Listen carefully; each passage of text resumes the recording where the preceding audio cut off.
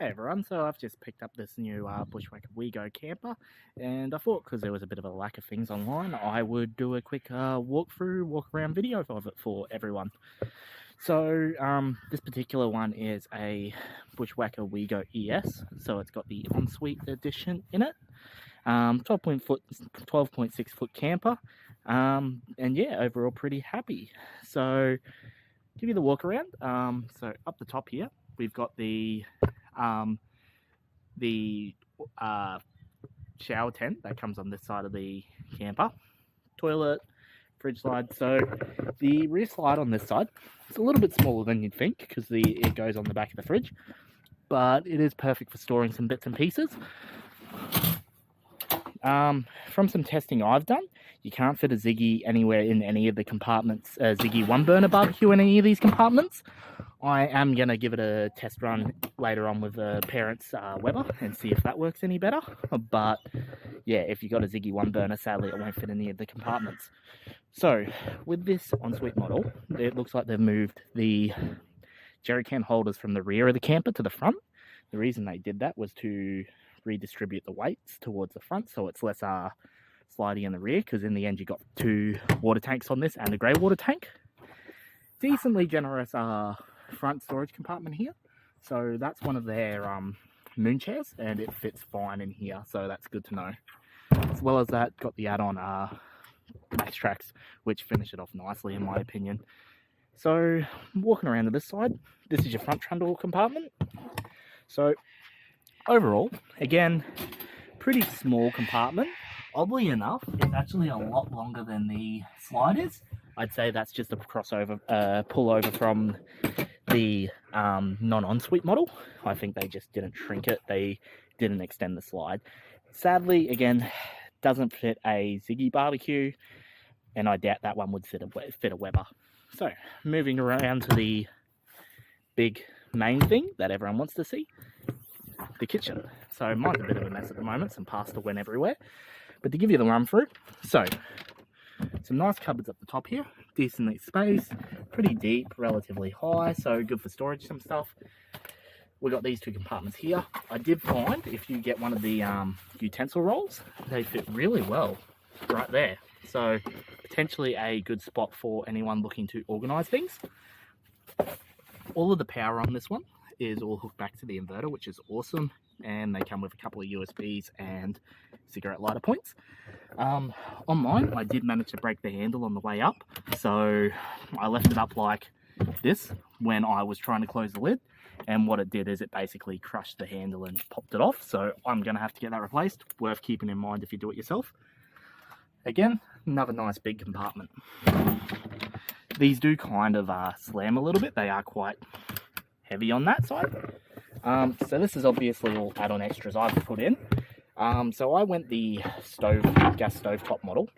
Reason being, I figured that they offer this in an induction version and the gas version.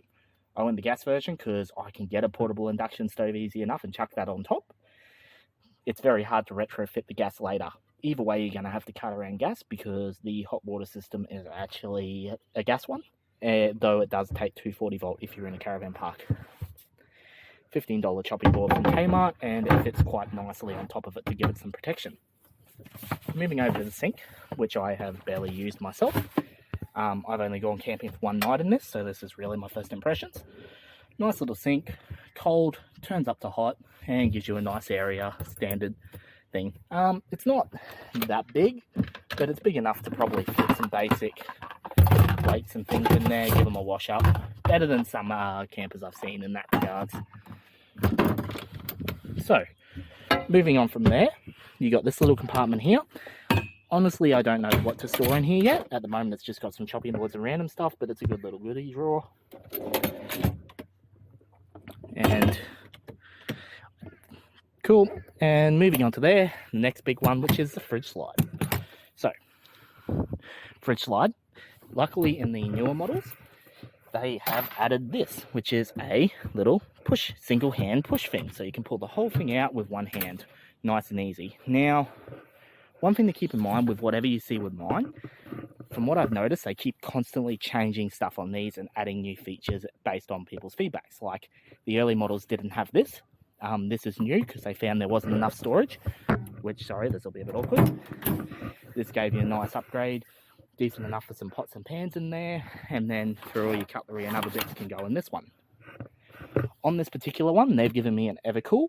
Now, this isn't standard. They normally will give you a brass monkey. The reason they've given Evercools at the moment is they can't actually get brass monkeys in the country. They're just hard to come by at the moment, so I'm not going to complain about the Evercool. Decent fridge. As I said, this is where I keep my induction stove, out the back there, nice and easy, and I'll cook on that because I've got enough power. Speaking of specialty things on this one, so this one does have that add-on Max Trax mount at the top, at the front, as well as that it also has the bonus battery. So it's got 600 amp hours, 600 watts of solar and 400 amp hours of battery. Popping her open, so this is the interior. Now obviously it's all closed at the moment. What we'll do is we will do a quick walk around and show you how easy it is to pop open. Pretty simple. These on each side. Flick that, flick it back up. 1, 2, and don't do what I just did, which is push the remote while it's still latched. So that's really bad. So it does come with a remote, as you can see, and that works really, really well. Makes life a lot easier.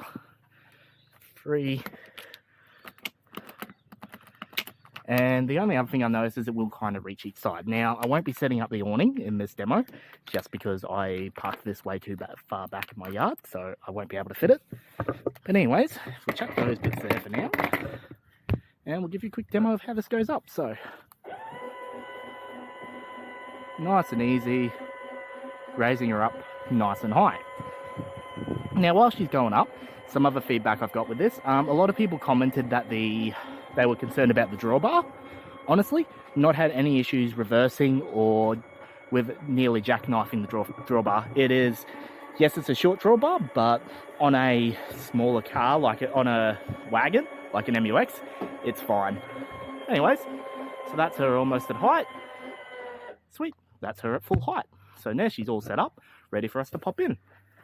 Well, other than the little step down there. Cool.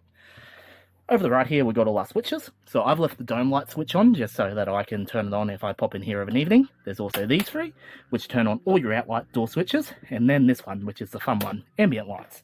So that lights up your Bushwakka logo down there, which looks awesome. And that one there. Now, all these, there's several around the car, come in 2 lights. So you can turn them white or orange, which is awesome. And same goes for the ones in your kitchen. Nice and easy. So, moving inside. So this is the inside. Excuse the messiness. I'm getting ready for a Fraser trip later this week. So, because this is the ensuite model, it's got a slightly different layout to the bunk models. This is your chair over here.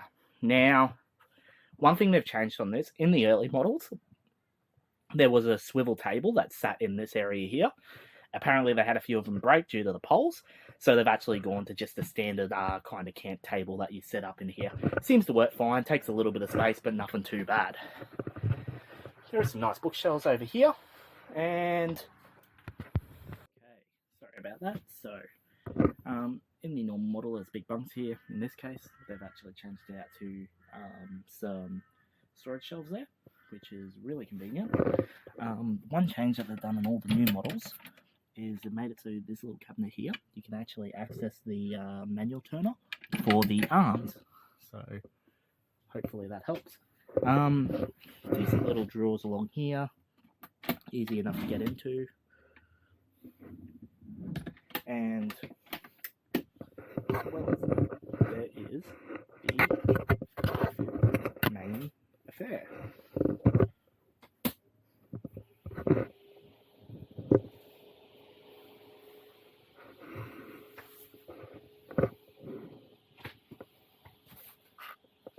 So in the earlier models, there was a sink over here, and I think they had a toilet here, but it looks like they've obviously changed that around to make it a little bit more spacious.